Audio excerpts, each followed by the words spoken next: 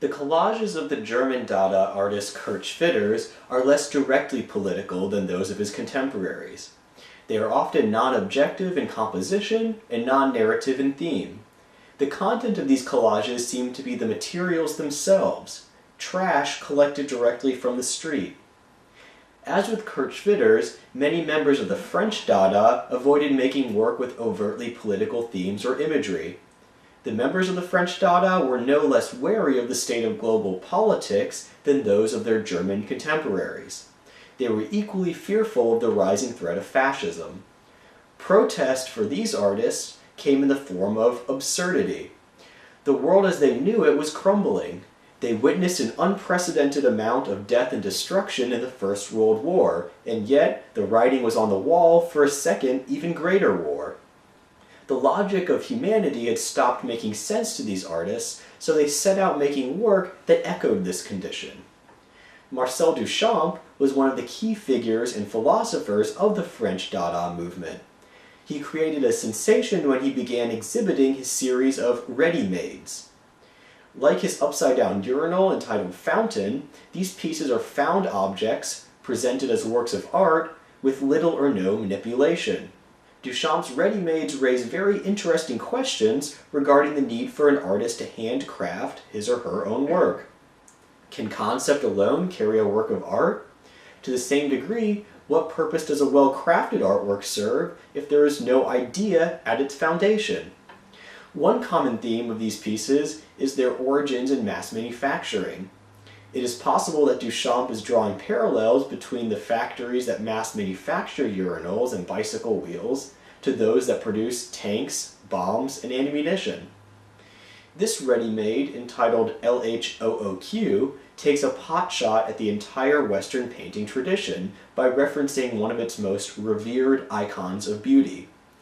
Duchamp took a mass-produced postcard of the Mona Lisa by Leonardo da Vinci and doodled a goatee on her face. The letters at the bottom of the piece, LHOOQ, create a pun when spoken. When said quickly in French, they form a sentence relating to the sexual desires of the sitter. Man Ray was an American artist who worked closely with the artists of the French Dada. He used the process of photomontage as a photographic equivalent to collage. By stacking various negatives together and then printing them as one image, he was able to create new, altered visual realities. Unlike the three-dimensional nature of collages, photomontages are as flat as any other photograph. This photomontage juxtaposes a woman with the sound holes of a violin. As with Duchamp's LHOOQ, this piece pokes fun at the tradition of Western painting and its relationship with women. The name of Man Ray's piece, Ingres' Violin, references the 18th century French painter Jean-Auguste Dominique Ingres. A painting like this one by Ingres is of an exotic woman who is intended to arouse sexual pleasure in the male viewer.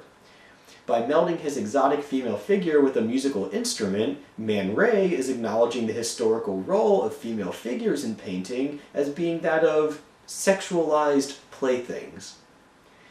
Man Ray also invented a photographic process called the rayograph, which came to be known as the contact print or the photogram. With this process, he scattered objects over photographic paper and then exposed them to light. The resulting image is a silhouette of the objects strewn on the paper. The fact that Man Ray was able to make photographs without the use of a camera undermined one of the major established rules of photography. Many of the Dada artists were interested in creating art that was anti-aesthetic. Artists like Duchamp used irreverent themes to make work that valued ideas over appearances.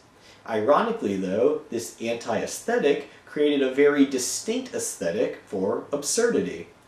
We will soon discuss how Dada irreverence influenced the work of the Surrealists in the 1930s, as well as the pop artists in the 1960s. Irreverent comedy from the Marx Brothers, to Monty Python, to Stephen Colbert, has taken great influence from the absurdist aesthetic of the Dada. Their influence can also be found in the absurdist writings of the 20th century, especially the mid-century anti-war novels by American authors such as Joseph Heller and Kurt Vonnegut Jr. As an endnote for Dada, the events that led to the eventual Nazi occupation of both Germany and France forced many of these political dissenters to escape Europe. Marcel Duchamp's swan song for his life in Paris was this final piece entitled Box in a Valise. This suitcase was filled with reproductions of many of the works from which the artist became well known. With this portable art gallery, he left France for New York City, where he lived out the rest of his life. Duchamp vowed publicly to give up the pursuit of art making and spent the rest of his days playing chess semi-professionally. After his death in 1968, it was found that Duchamp had not kept his vow to give up art making after all. Unknown to even his closest friends, Duchamp had spent the last 20 years of his life secretly constructing an elaborate sculptural installation. The diorama-like tableau, entitled Étant Données, resides in the Philadelphia Museum of Art, and it's visible only through the peephole of an old wooden door that's in front of it. The epitaph on Duchamp's gravestone in Rouen, France reads, "Besides, it's always other people who die."